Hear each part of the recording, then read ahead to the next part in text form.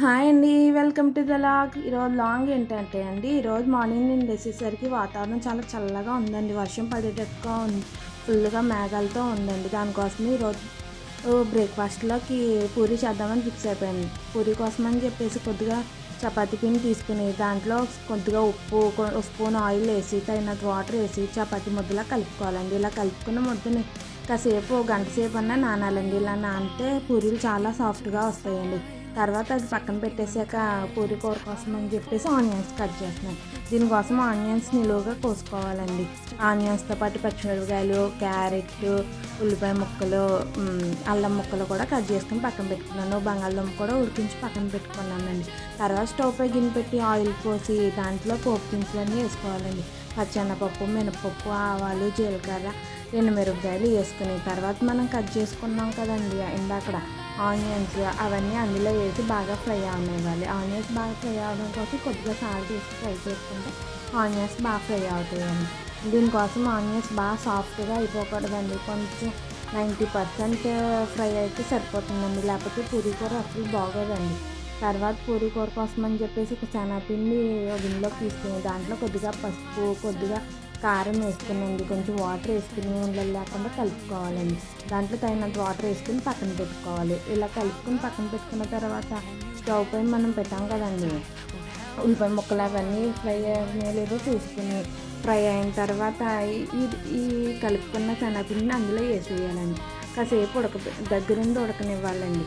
ఇలా ఉడకకపోతే ఇది పచ్చివాసన కింద ఉంటుందండి. ఇది బాగా ఉడకాలండి. ఉడికిన తర్వాత ఉడకబెట్టుకున్న బంగాళదుంపని స్మాష్ చేసి పైన వేసుకోవాలండి. వేసిన తర్వాత కూడా 5 minutes ఉడకబెట్టుకుని తర్వాత కొత్తిమీర ఉంటే కొత్తిమీర చిన్న చిన్నగా కట్ చేసుకుని పైన వేసుకుని ఒక 5 minutes ఉడకనిచ్చి స్టవ్ ఆఫ్ చేసేసుకోవాలండి. చూసారా పూరీ కూర ఎంత బాగా వచ్చిందో? చూస్తేనే టెంప్టింగ్ అయిపోతున్నాము. ఇలా చేసుకుంటే పూరీ కూర చాలా టేస్టీగా ఉంటుందండి. తర్వాత మనం చపాతీ పిండితో కలిపి పెట్టుకున్నాం కదండి, అవి చిన్న చిన్న ఉండలుగా చేసుకుని పక్కన పెట్టుకోవాలండి. దీనికోసం పూరీలు చిన్న చిన్నగా చేసుకుంటే బాగా పొంగుతాయండి. నేను ఇంకా ఇక్కడ పూరీలు చిన్నగా వస్తే చాలా బాగుంటాయండి, పెద్దగా రాకూడదండి. దీనికి చెప్పేసి పూరి చిన్న చిన్న పూరి అయితేనే బాగా పొంగుతుందండి. నేను ఇంకా చాలా పెద్దవి చేసేసాను, ఇంకా చిన్నవి చేసుకుంటే చాలా బాగుంటాయండి. పూరీలు అయితే ఇలా పొంగుతూ చాలా బాగా చేసేసుకోవాలండి. దీంట్లో అందరూ ముక్కలు ఉంటారు, దాంట్లో ఆయిల్ వేసుకుని బాగా ఓన్లీ చపాతీ పిండి ఉప్పు ఒక స్పూన్ ఆయిల్ వేసుకుంటే సరిపోతుంది. చాలా బాగా మామూలు ఆయిలేనండి. దాంట్లో నచ్చినట్లయితే లైక్ చేయండి. ఇలా పూరీలన్నీ చేసుకున్న తర్వాత అవి బాగా కలిగి నూనెలో ఫ్రై చేసుకుంటే వెళ్ళే పొంగుతాయండి. పూరీలు అయితే మాత్రం ఒక లైక్ వల్ల నాకు ఇంకా ఈరోజు నేను వాతావరణం చల్లగా ఉందని పూరీలు చేస్తున్నాను. ఇలా పూరీలన్నీ చేసి ఏదో సడన్గా మళ్ళీ ఎండ వచ్చేసింది. అది జరుగుతుందో లేదో చాలా డిసప్పాయింట్ అయ్యాను. నాకు కావాలంటే వర్షంలో వేడివేడిగా పొడి తిన్నాం కదా అనుకున్నాను, కానీ లేదు. మా తన్వీష్ కూడా అడుగుతున్నాడమ్మా వాన వచ్చింది తగ్గిపోయిందమ్మా, ఎంత బాగా అవునమ్మా నేను ఇంకా పెద్ద చేసేసాను అది మీరు ఇంకా చిన్న చిన్నవి చేసుకోండి బాగా పొంగుతాయి. చూసారా అండి ఎంత బాగా పొంగుతున్నాయో? దీనికోసం చూసారా పూరీలు ఎంత బాగా పొంగుతున్నాయో? నానితే చాలా పెద్ద పెద్ద చేసేయడం వల్ల సరిగ్గా పొంగలేదు.